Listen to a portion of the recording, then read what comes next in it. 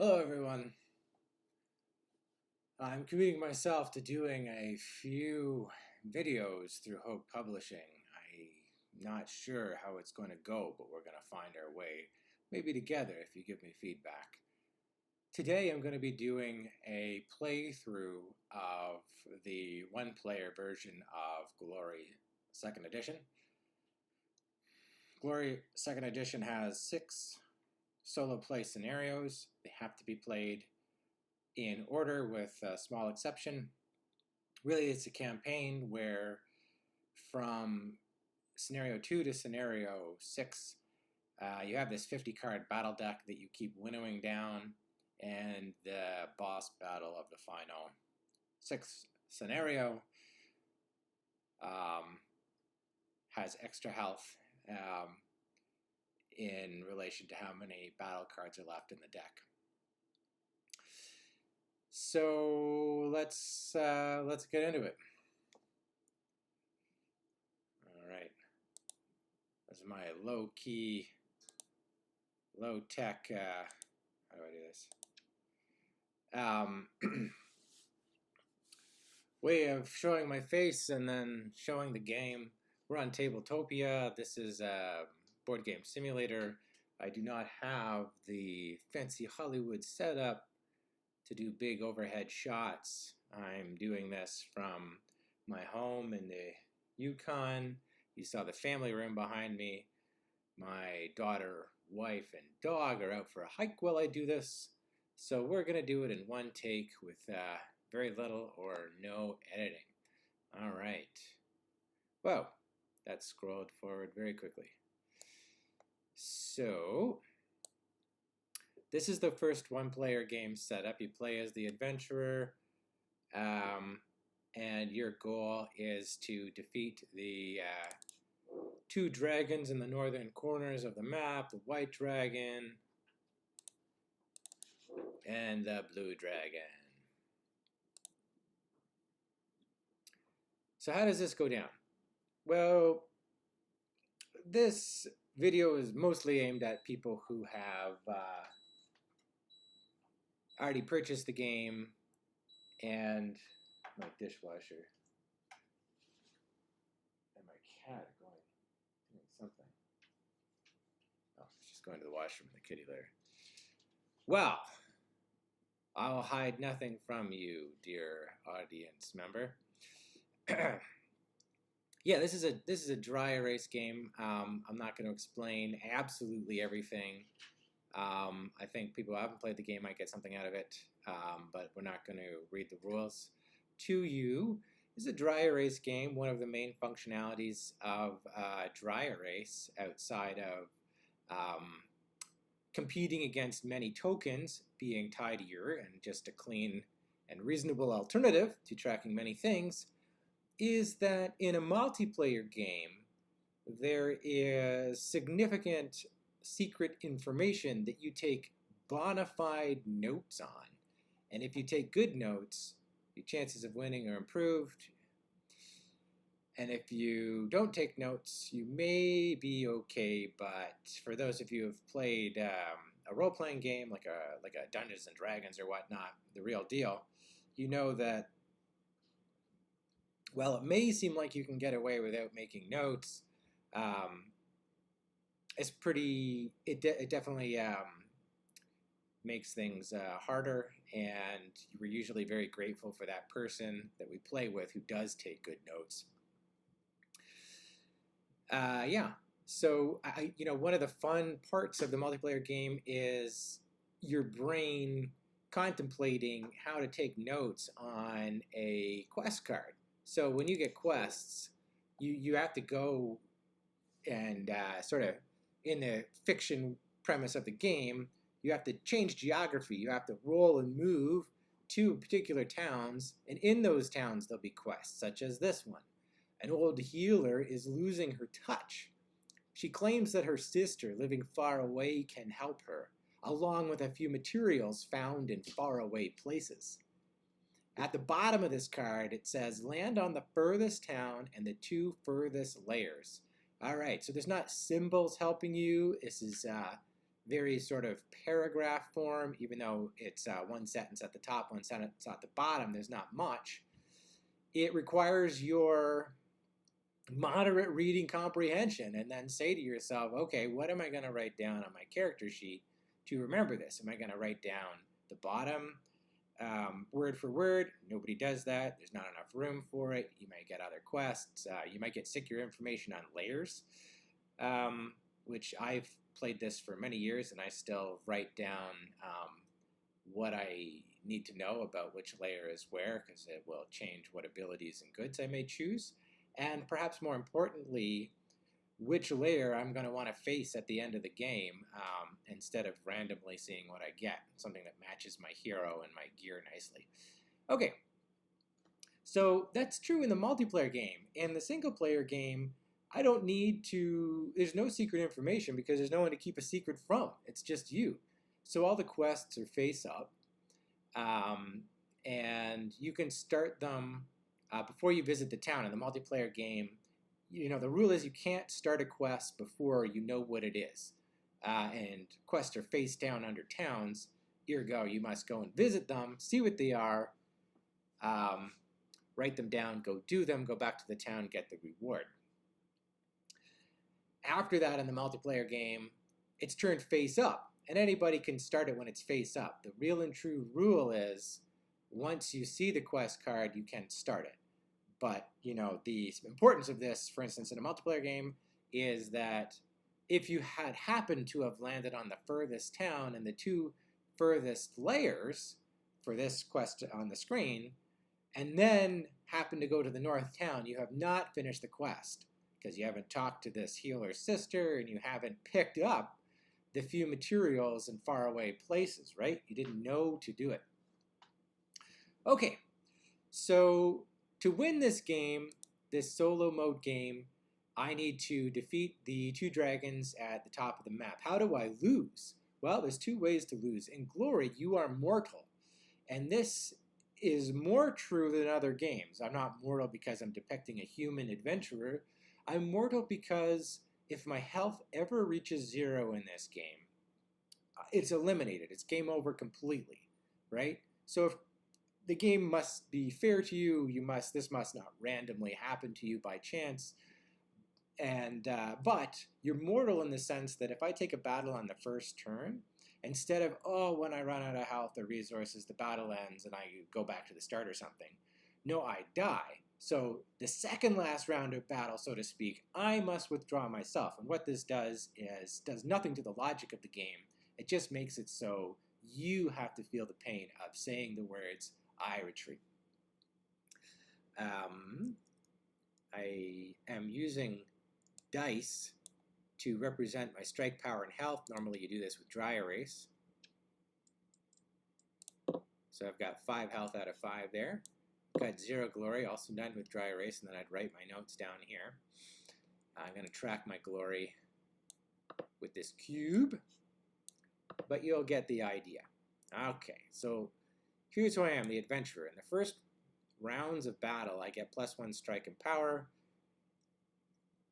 Strike adds to my roll. Power is how much damage I do to the bad guy. And magic map is actually much more powerful than it looks. Discard to move anywhere, especially in this one-player mode. What's going to happen is at the end of every second turn, I'm going to draw a fate card from this mini fate deck. Normally there's 50 cards. There's only 12 in the one-player game. And when I need to draw a fate card and there's nothing there, time has run out and I have failed. I lose the one-player scenario. So I can go to 0 health and die that way, and thereby lose the game. Or I can run out of fate cards and need to draw one and thereby lose the game. Fate spaces are these question marks matching the back of the card. When I land on fate cards, I need to draw, when I land on a fate space, I have to draw a fate card, in addition to drawing one at the end of every second turn. So I am going to avoid fate spaces like the plague. What that is going to do is restrict what I do with my dice rolls for movement. Because this is a game on a clock, a bit of a doomsday clock, then I think there's a way to set a camera in this, but I can't remember how. We'll just play on.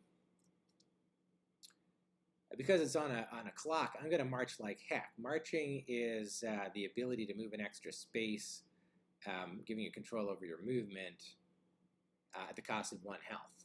Okay, let's just get started. I'm going to give you a sense of strategy.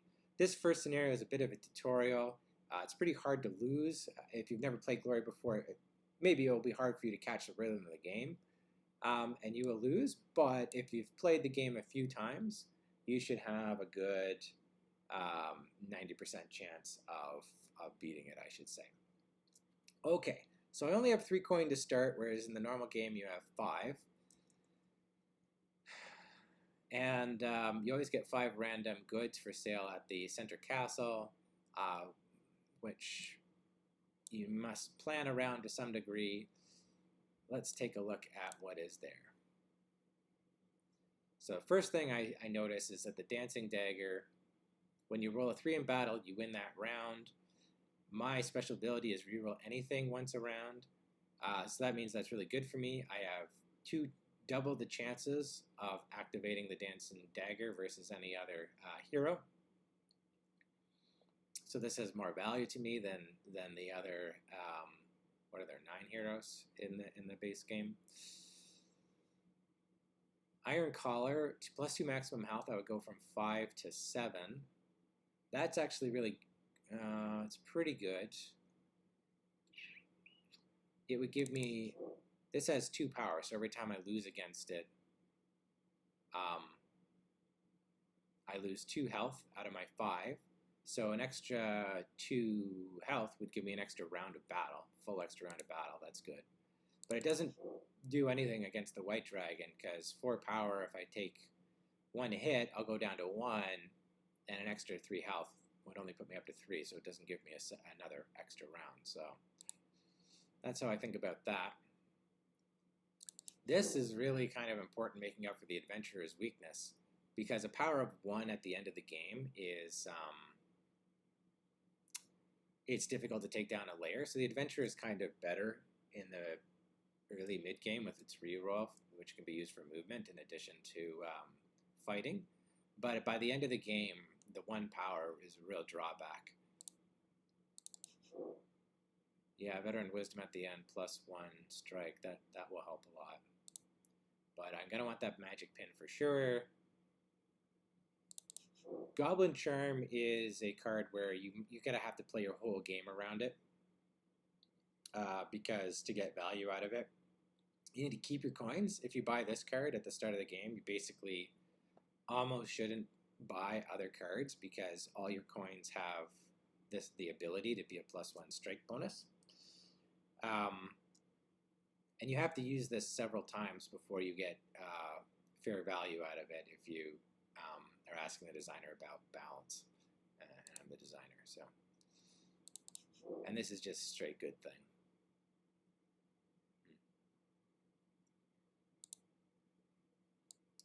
Okay, not sure exactly what I'll do yet. I'm going to go to the 2 bottom layers. That'll give me an extra coin. It'll give me a wolf, which does damage on a tie. That'll be helpful to me because it's kind of like more power.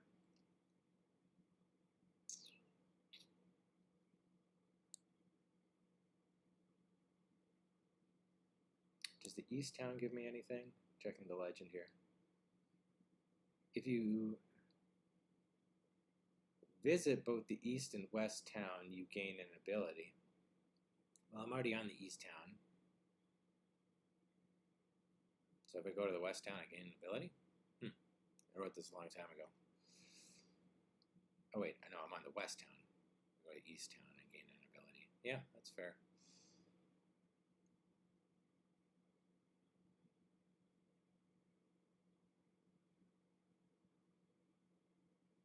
Okay, let's go. A 6. 1, 2, 3, 4, 5, 6. Lands in a blank space. That sucks. Marching doesn't get me any closer to this coin. I'm not going to re-roll it. It gives me some good distance. Don't have to wait on anybody else's turn, so blank spaces are not a hassle. Whoops, I think I just flipped that wrong key. 3. Okay, I've got a coin. That's my end of my second turn. I have to draw a fate card.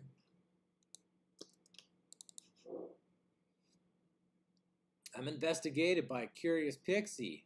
Should I gift it a coin, it will shake me a cloud of fairy dust. Well, that sounds nice, but who cares? Oh, if I do, I may turn this subsequently face down at any time for a +2 bonus on any roll. Wow, that's so good. I'm going to do that for sure. So I'm going to kind of put this up there with my goods to remind myself that that's a fate card I can actually use. Most fate cards don't stick with you like that. But that one's a really good one. Oh, I flipped it again. Reroll, roll. 2, I'll use my reroll on that. 3, okay. I want to go in this direction. I could march to it, but that would take me on a fate. That's no good. 1, 2, 3. I'd like to get at least to here. This is kind of the one funny quest where it's not actually a quest in the game. Not much trouble here. You meet content people and find inspiration, but you do not find a quest. Gain 1 glory for seeing this card. Once per hero, no quest. So this is sort of the 1 out of 14 quest cards that you randomly select in a multiplayer game that is the one narrative breaker. Where you're expecting a quest, and it's just a nice town. Not all towns have some terrible thing happening to them. These guys are doing good. All right. I'm going to reroll this 3. Still a 3. Very well. Slow start. I think that's the end of the next turn. Pull in my trousers. I lose a coin. That's unfortunate. I'll put it over here.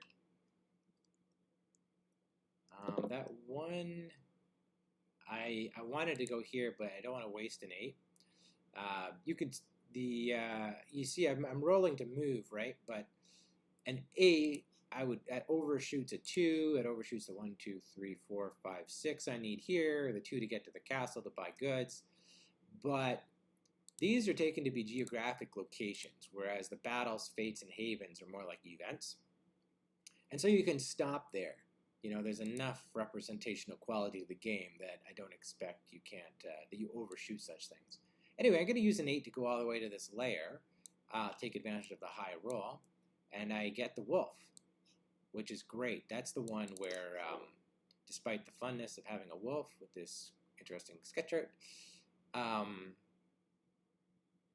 when I tie a roll in battle, the enemy loses 1 health. That's really good. That's in some respects like having +1 strike, because normally when you tie, you don't get to apply the power, and now you do. This card is smaller than the other cards. Before the beginning of the game, I took the liberty of resizing a few things, scaled up the character board, and scaled down the cards on the board just to make a good screen to work with. So, okay.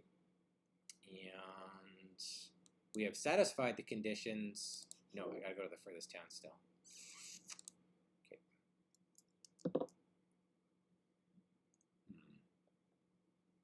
I'm going to march to a 4. I need to get some glory here.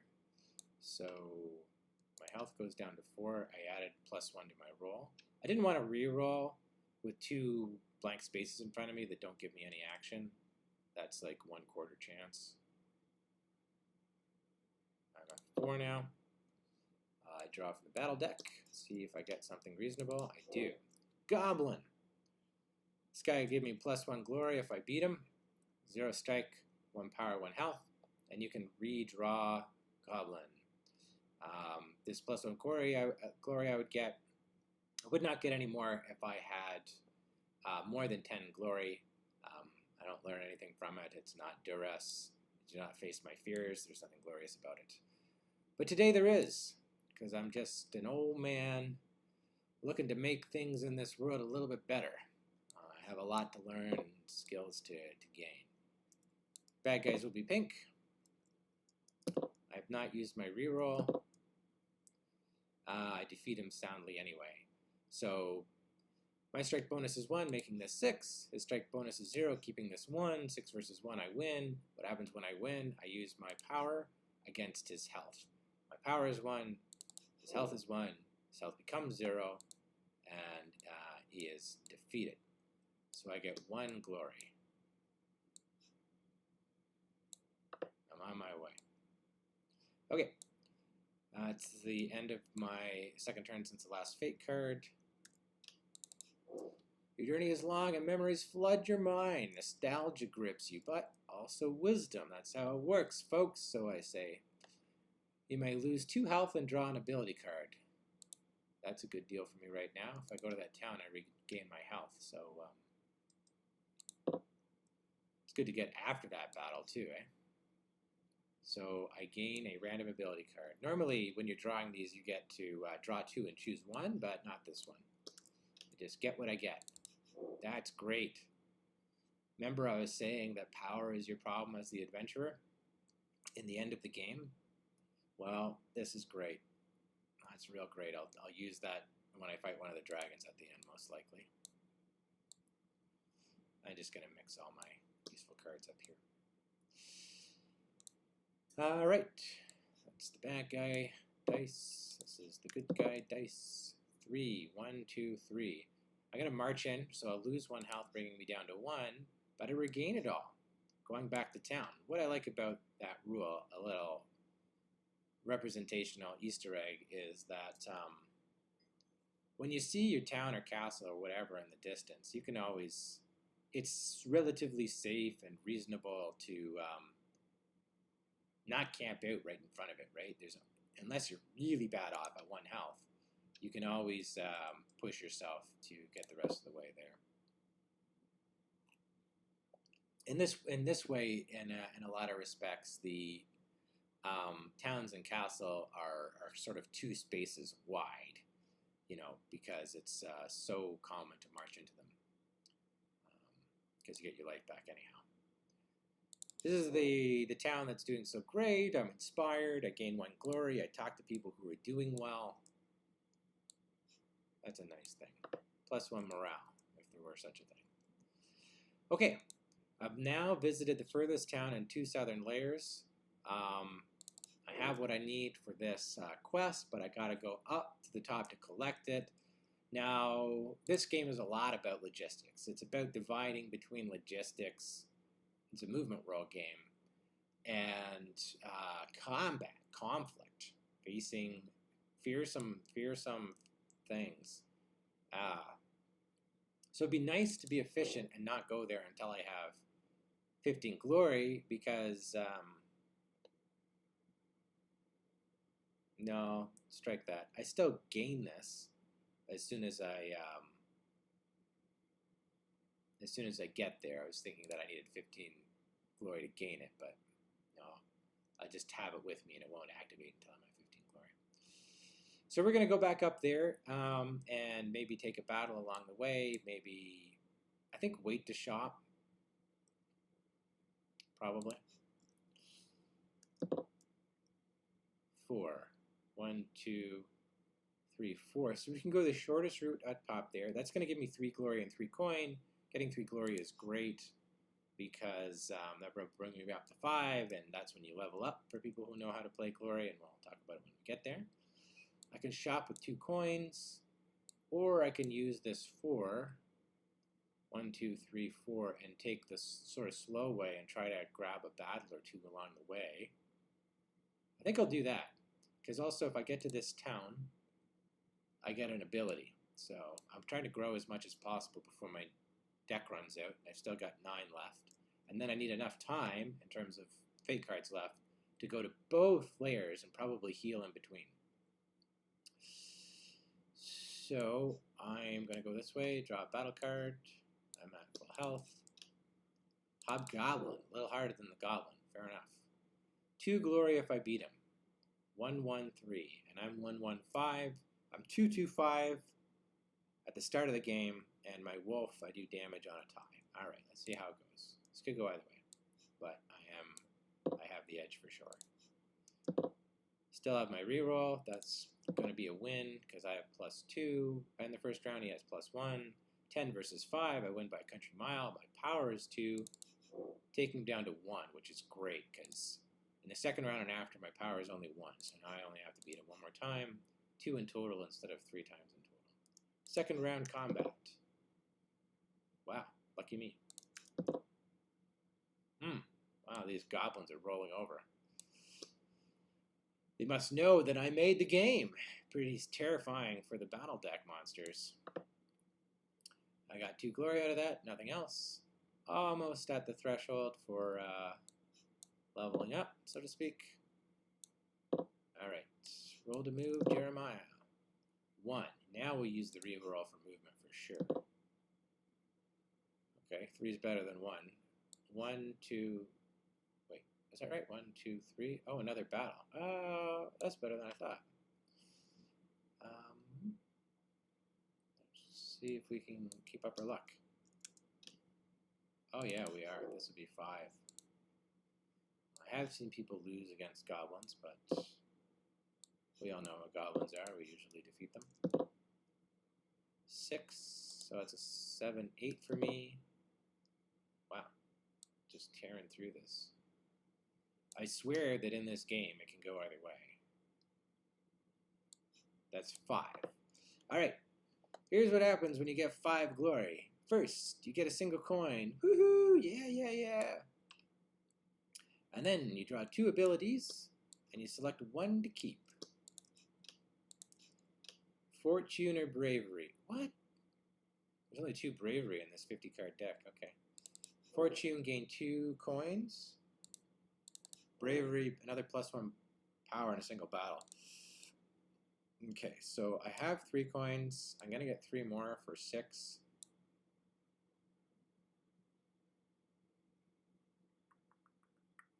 I would like the Iron Collar for the Blue Dragon, but Dancing Dagger, Charm Bells, Magic Pin will be very helpful. And if I have enough time, I'll be able to retreat from maybe the White Dragon. If it doesn't go well, heal up and come back still. I think it's got to be Bravery for me. Yep. 2 Bravery, both the Bravery in the deck. Very rare. I'll take it. Next fake card. Flipperoo. Have an Epiphany, 1 glory. Good for me. Wow. See, you basically can't lose this game.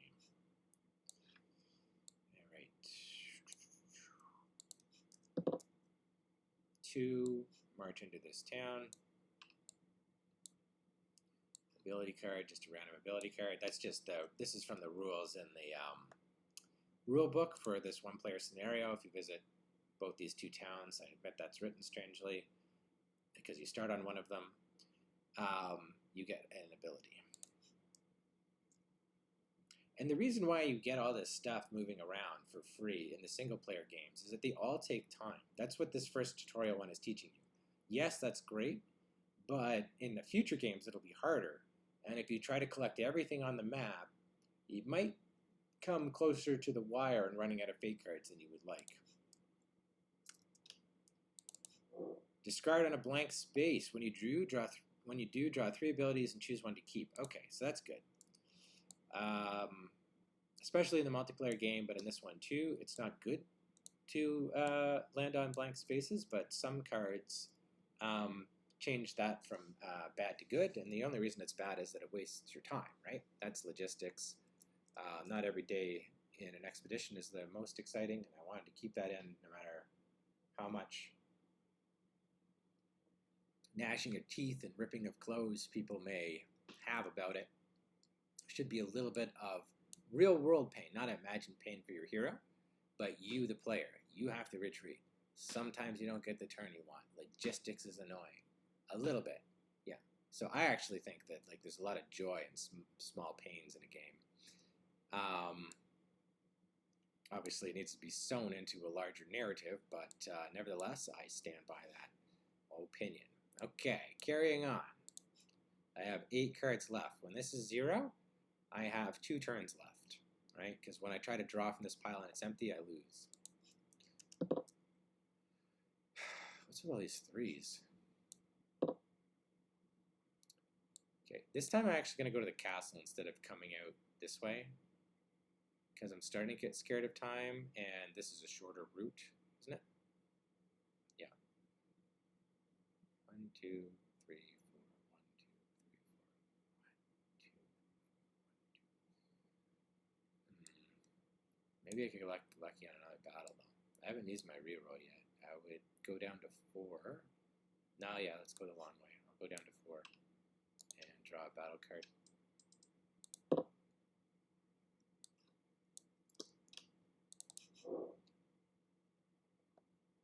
This is for a coin, eh? I have my reroll left. I might as well try. 7 for the enemy, 5 for me. I lose 1. I'll try once more, but I don't want to lose my ability to march. So if I go down to 1 health, I can't march anymore because I'll lose my last health and eliminate myself from the game. So I'll take one more round. I could have used my reroll there, but I won't. I may end up rerolling this one. Okay, I'll reroll. 4 versus his 6. I can use this to make it a draw, and it'll give me a coin. But this is worth more than 1 coin to me, so I won't. And I will be defeated. I'll go down to 2. I do not want to do the final round, even though I could get lucky. Okay. I think it's already 2 turns, and I have to draw a fake card here. I share a camp with gnomish wizards. Oh. They hear my aspirations and wish me the best, providing me with a protective spell. I can turn this face down at any time to regain 2 health. Okay. Yeah, I don't know how I could lose this. Yeah. First game though, it gets harder. First scenario. And if you weren't watching this video, you don't know the game probably well enough to know what your chances are. So 7 definitely gets me to this town. I have now completed this. And I am gaining this, although it doesn't function for me until I get 15 glory, and I'm at 6. Okay, so that gives me 3 glory. I'm at 6. That puts me up to 9. Good, good.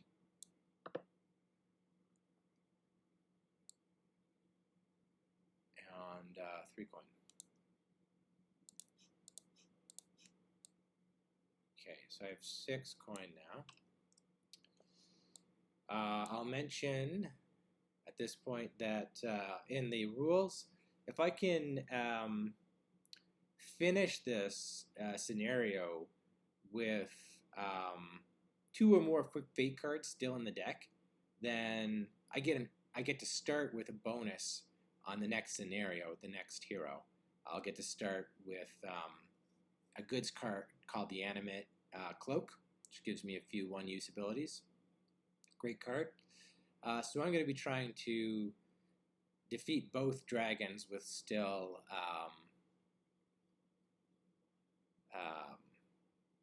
2 or more fate cards left in the deck. Okay. Let's roll out of here. I'm at full health now. I wish I had 1 more coin, but I think this is definitely the right... what did I roll for? Should I take a battle or should I... Because I need 1 more coin to get to 10. And with 1 more coin, I'd like to shop just once for efficiency. What can I get with 6 coins? 2, 4, 5 with 1 left over. Not that efficient.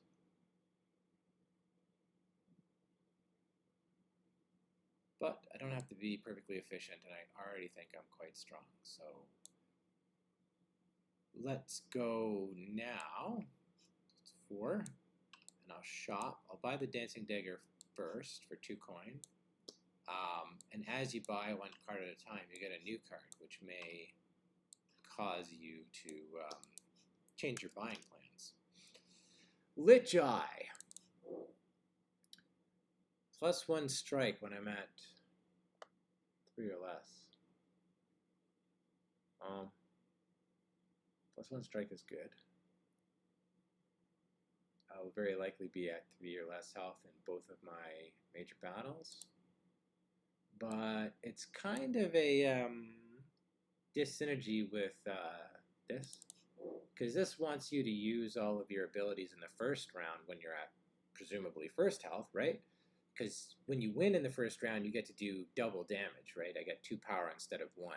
So I'll use my reroll there. I might use, my +2 there, something like this. So whereas this one kind of wants you to save your resources until you've taken a hit. So I'm going to say that that's not a good fit. And I'm going to get Magic Pin for 1. That leaves me 3. And see what I come up with next here. Okay, that's not a good card for me at this point. I would need that earlier. I get the first turn, given that I'm on a clock.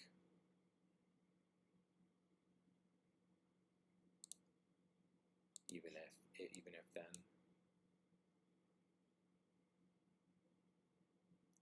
I'll take the Charm Bells for 2, inefficiently leaving with a coin, but I think it's the best buying strategy.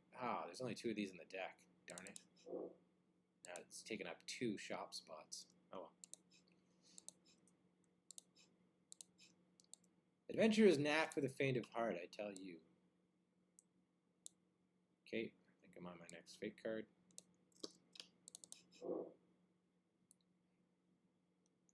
I chance upon a pixie who gives me a riddle. She says I'll know the answer when the time is right. You may turn this face down at any time for +1 bonus on any roll. You know what? I happen to know that there's some fate cards in here that are not that nice, and I want to go fight these dragons before I get them. These are all really helpful. Not all the cards look like this, by the way. It's kind of luck. It's not written into the rules, but you will notice, and I'll tell you now, but the background on the card sort of tells you what kind of fate is in store for you. Like, oops. Sorry. This system has its own quirks. Yeah, these dark background ones are always negative for you. All right. I think we're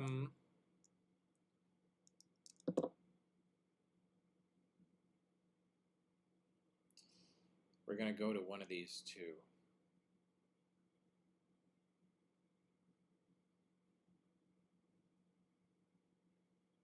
I actually think that I'm more afraid of the blue dragon.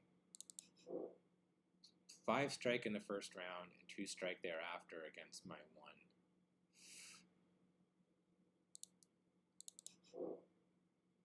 This one, if I get bad luck right away, I'll just retreat and I know what to do. See, it's unambiguous. This one I might be in the middle and not know when to use my one-use abilities.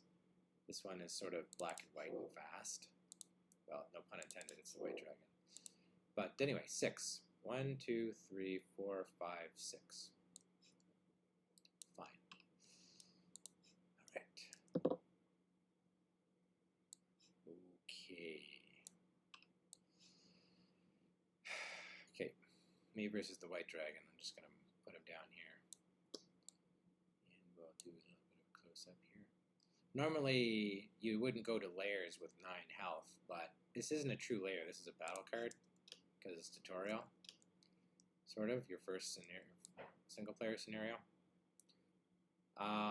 Bravery I may use, but I'm going to wait to see if I need it, since you can play cards anytime you want. Might as well take advantage of that and see rolls first.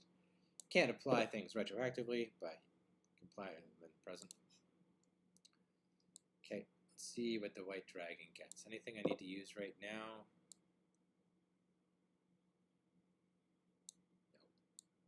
No. Oops. All right, so in the first round, we'll do everything formally. Because of my jaunty cap, 2, 2. That gives me an 8.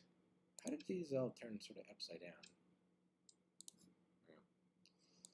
So this guy needs to roll an 8. Chances of that are, what, an 8? 12.5%. So I probably got him on the first round. What? So that's a draw. So Wolf will take him for 1, but the problem is that I want to use the 2 power that I only get in the first round because I have to beat this guy 5 times in a row. Well, I can lose once. I need to beat this guy 5 out of 6 rounds. So even though I have a better strike, that's not very likely. Shoot.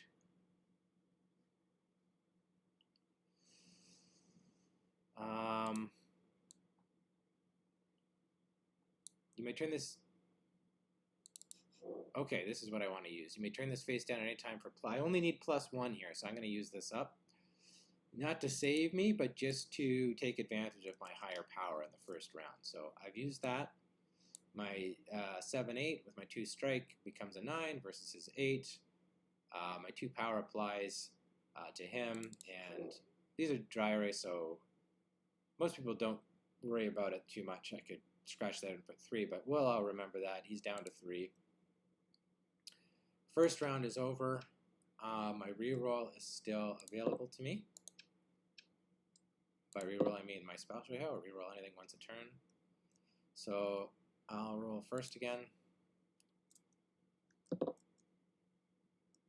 Might be a good time for a reroll. Let's see. That's a 2. Beautiful. 2's not so bad. Remember, this is a D8, right? If you play Dungeons & Dragons, it's not a D20. That's a 2, right? He's got 0 strike, so my chances of tying are 25%. That's pretty high. I mean, it's not what you want, but I actually beat him there. 1 in 8 chance. So he's gone from 3 to 2. I don't see a reason to... oh, meditation. I could have used that. Shoot, I missed it. Shoot. What the heck? I made this game. I shouldn't forget things. Anyway. He's down to 2. I could discard both braveries to win now. I don't want to be greedy, but I still have a reroll left, so I'm going to keep going. It's a 5 versus 5. Now my wolf, the white dragon, loses 1 health, and my power is only 1 anyway, so that's as good as it gets. That brings him down to 1 health. I cannot win by adding bravery because my power doesn't apply on a draw. It's just the special power of this wolf card. So I do have to keep going. Got my reroll in my pocket. That's a pretty good roll.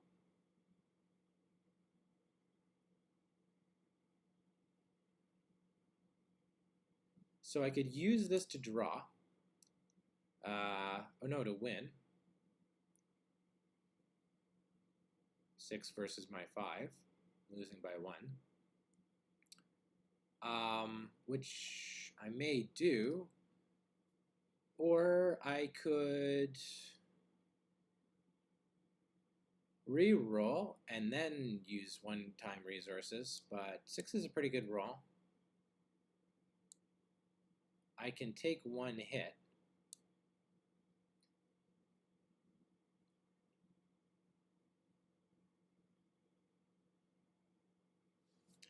But after I take a hit, I kind of have to retreat because I don't have anything that automatically blocks. Oh, I still have this way up here. That's funny playing on the computer. Shoot, I might need that against the blue dragon. But these are worth 5 glory, so I'm going to get resources after this. I am going to use this and win. He was at 1. I've got 5. Plus another 2 is 7 versus a 6. My 1 power, he dies.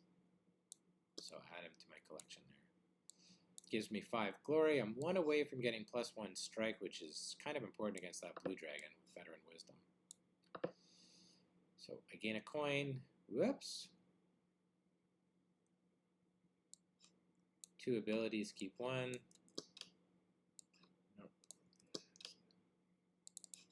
Discard and expend 1 house. I really want this. This is you really having an odd thing like really saves your butt, not just like gives you bonuses, is comforting going into these layer battles. I'll take that.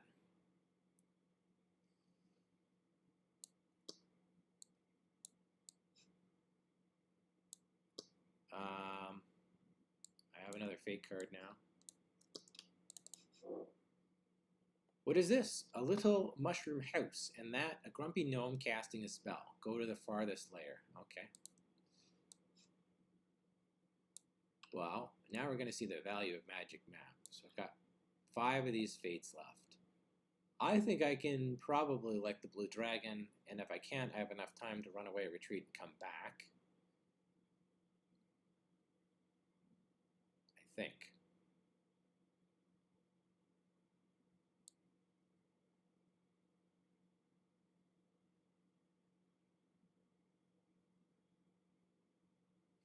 You know what I should do is I should magic map, and because of meditation, I need a blank space, and if I do, I get the best of 3 ability cards. I will land right in front of the blue dragon. This is my next turn here. And then I'll get the ability cards, and then whatever I roll, I'll be at the blue dragon next turn before I draw my next. Ooh, focus. That's good I drew the 3, because I don't want that right before a battle. Just use that. This is great. This would be great in other single-player scenarios to race against time, make another movement roll when you land on a blank space. It's got 2 uses. See, these check boxes are because all of these cards are dry erase, not just your character board. And this, +1 strike for a single battle. I am into that. I am into that. Okay. Look at all this stuff. Wow, I am basically unbeatable. I better win now. All right.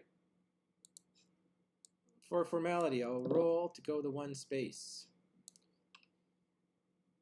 All right, zoom in. Yeah. Okay, it's me. That's the baddie. I still have my reroll. I don't have veteran wisdom, but I'm gonna finish with 5 fate cards left because this tutorial is a little easy. I will use focus, which is +1 strike for a single battle. This is my last battle here, so I'll just say I'll do this or I will not retreat. I've got 2 bravery, if you recall. I'll discard them both. So that gives me +1 strike and +2 power from 1 to 3 for this whole battle. And in the first round, I gain +1. Wait, what? I gain +1, +1. Now that's fun. 3, 4, 5. Now, to be fair, he still has better strike than me in the first round. This guy is massive. 5, 2, 4. I use this up.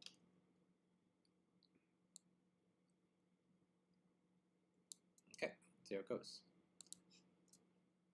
I have rolled a 3. Yes. He rolls a 5.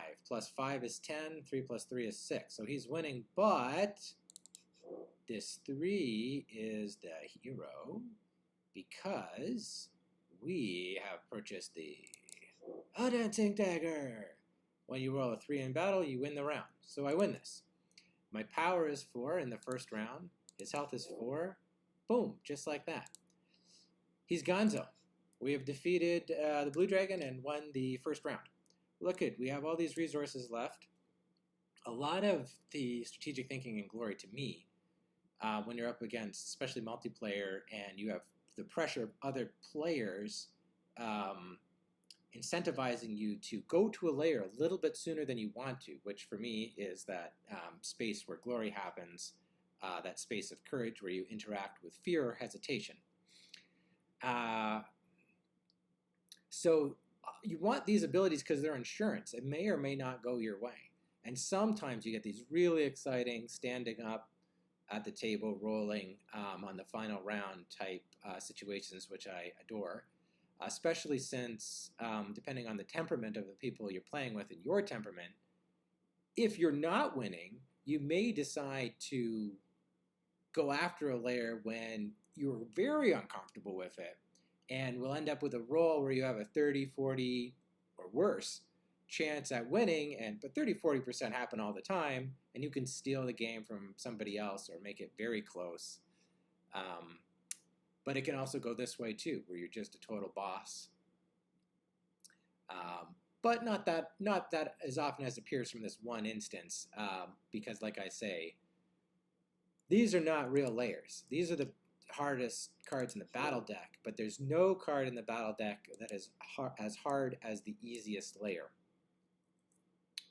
So that's the first solo mode for you. We have 5 fate cards left. That means we'll start the next scenario 2 out of 6 with Animate Cloak. Oh, it's the second card. That's lucky. So when I start the next scenario, I'll have this, where it gives me 3 little tiny bonuses that are still pretty decent. That's it, folks. We did it.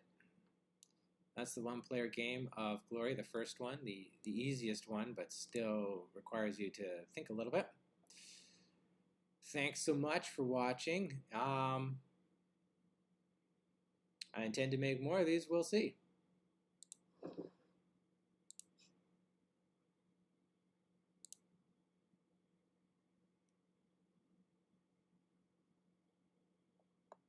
Cheerio. Where's the off button?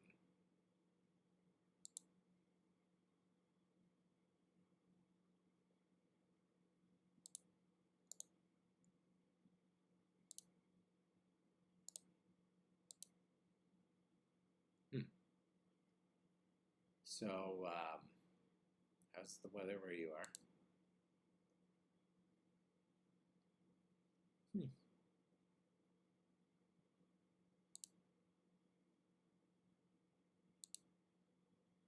This happened to me earlier when my family was still here. Can't be good at everything, right? What the hell?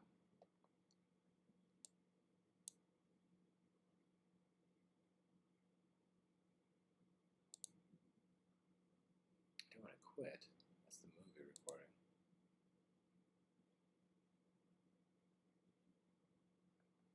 What happens if I quit this window?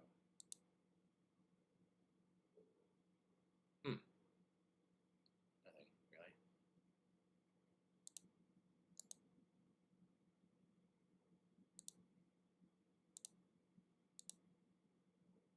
It is screen recording.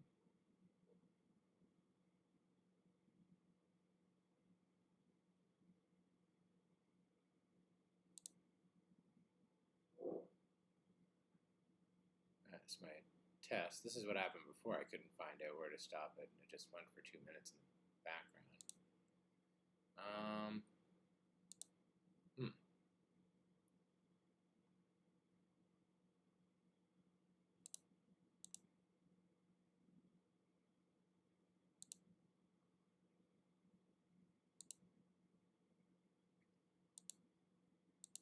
This is where I host my website. Does anybody know any good jokes?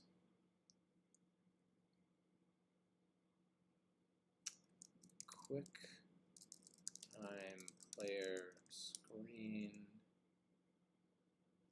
recording. No. There's one control. Where'd the controls go?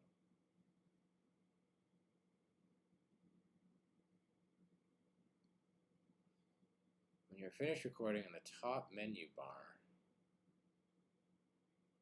click stop recording. Is that there? I don't even know if I'm recording now.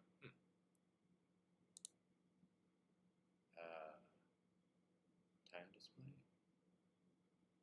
Show me anything. Window.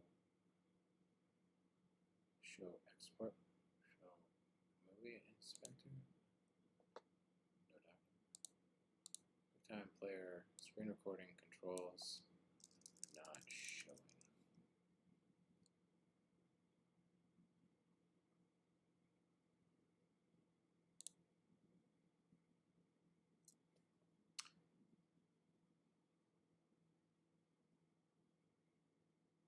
In the menu bar. What? The menu bar.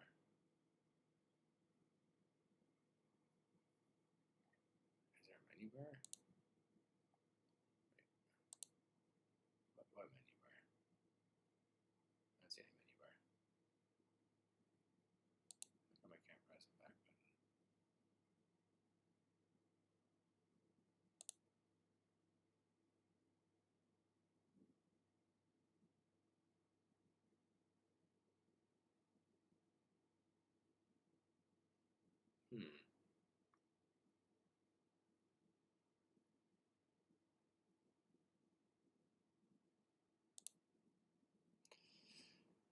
Well, Hey, my name is Steve, and hope I want to everyone's share a doing quick well in little their tip lives. with you today for doing screen recordings in QuickTime.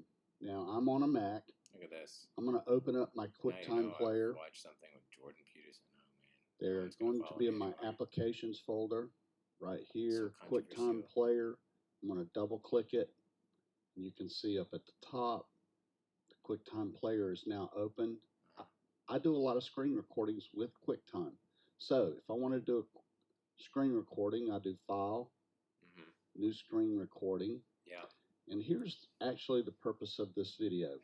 See down here at the bottom, you get this menu. Yeah. This menu will give me different options. I get it. Like record the selected portion, just like I've set it up right here. I only want to record a portion of the screen. You can certainly adjust it to whatever level that you want. Got 44 seconds. I could record the entire screen by clicking right here. But the thing is you may open up your QuickTime and not see this menu. That's right. So all you have to do is type in Command-Shift-5 to see this QuickTime menu.